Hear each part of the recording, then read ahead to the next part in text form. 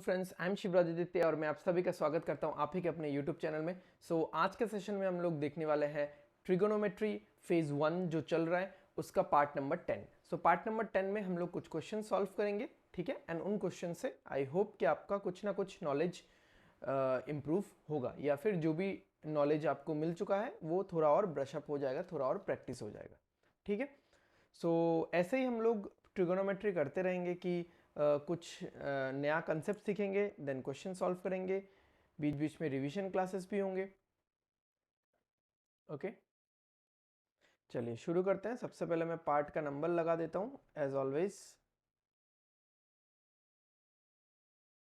This is part number 10। Okay, तो आज का पहला क्वेश्चन है, if sine theta comma cos theta comma ten theta are in GP, then find cos to the power 9 theta plus cos to the power 6 theta plus 3 plus 3 cos to the power 5 theta minus 1, ठीक है। इसका value निकाल के बताना है आपको। Got it? ये जो एक्सप्रेशन है इसका वैल्यू निकालना है। तो अगर यहाँ पे कुछ नंबर्स या कुछ टर्म्स अगर जीपी में होते हैं, यानी ज्योमेट्रिक प्रोग्रेशन, मतलब क्या होगा, अगर किसी को, जिनको पता है सही बात है, जिनको नहीं पता उनके लिए बस फिलहाल के लिए इतना याद रखो, कि जो मिडिल टर्म का स्क्वायर है वो बाकी दोनों एक्सट्रीम ऑब्जेक्ट्स का प्रोडक्ट हो जाएगा। एक्सट्रीम मतलब ये जो पहला वाला, ठीक है, और ये लास्ट वाला, इन दोनों का प्रोडक्ट हो जाएगा। तो sine square theta is equal to, sorry, cos square theta is equal to sine theta into tan theta, है ना। जो मिडिल वाला है ऑब्जेक्ट उसका square is equal to extreme terms का प्रोडक्ट। तो अगर मैं इसको और थोड़ा मैनिपुलेट करूं तो this can be written as sine theta by cos theta, ठीक है।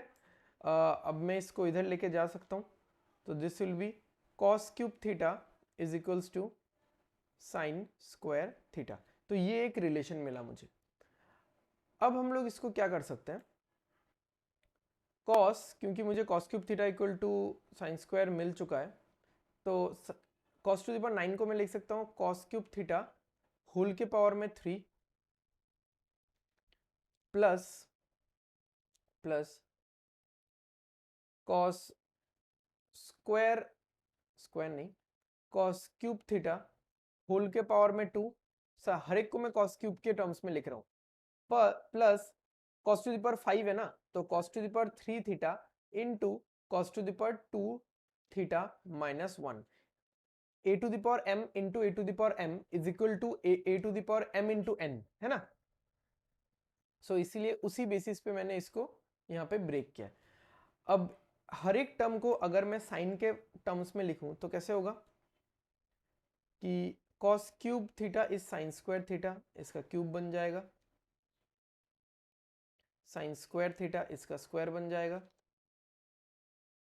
यहाँ पे साइन स्क्वायर थीटा बन जाएगा।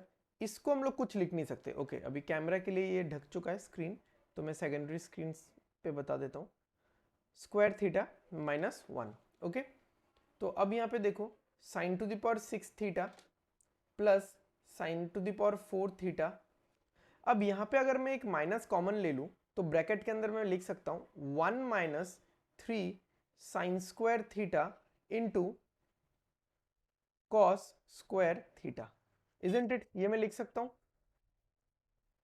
ओके, अब 2 सेशंस पहले ही मैंने आपको एक आइडेंटिटी बताई थी, ठीक है, प्रूफ करके भी बताया था मैंने। वो क्या होगा देखते हैं उसको, ठीक है। आपको याद होगा मुझे लग रहा है।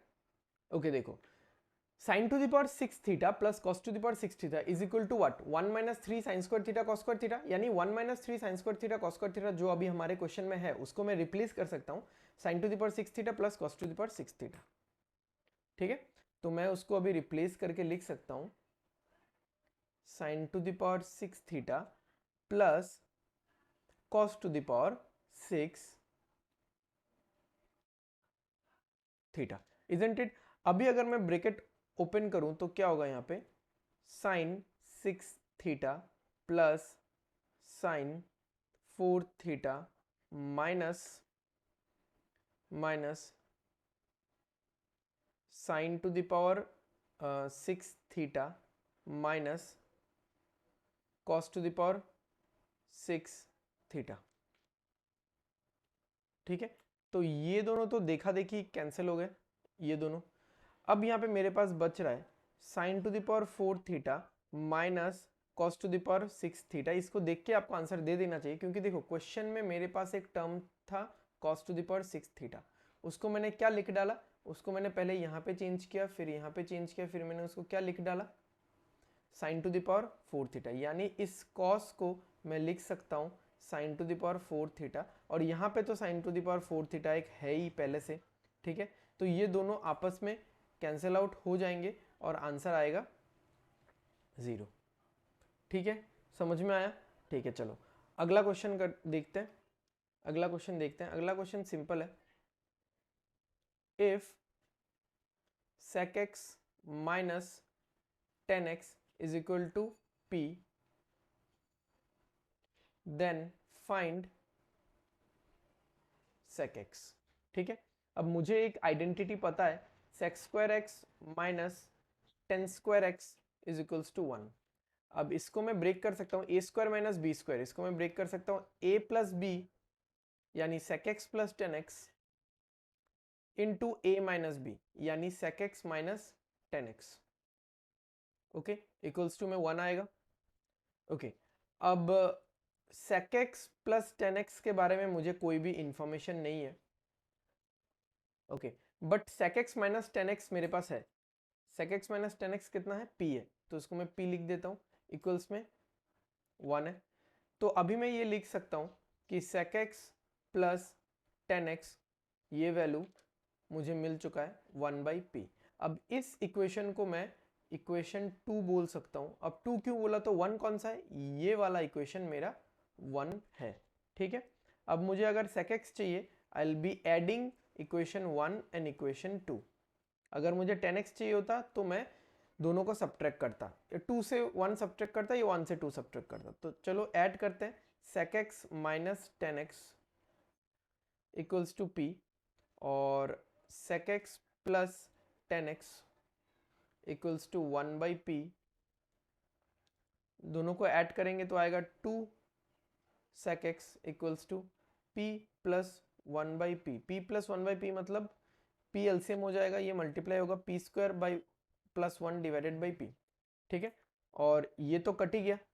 ओके, आगे अगर मैं इसको लिखूं, यहाँ पे मैं एक स्टार दे रहा हूँ, इसको मैं यहाँ पे लिखता हूँ 2 sec x equals to p square plus 1 by p।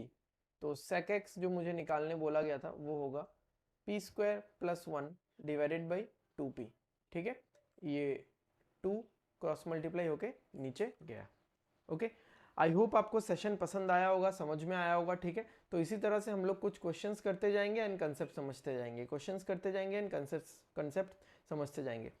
Okay, सो अगर आपको सेशन अच्छा लग रहा है, इंप्रूवमेंट हो रहा है, तो प्लीज़ लाइक करो, शेयर करो एंड सब्सक्राइब कर दो, जैसा कि आपको स्क्रीन पे दिख रहा है। ठीक है, ये घंटी भी बजा देना, सो दैट आने वाले वीडियोस के नोटिफिकेशन आपको झट से और फट से अपने फ़ोन पे मिलते रहे। ठीक है, तब तक के लिए take care, bye bye, thanks for watching and stay safe, study well and study hard. Signing of.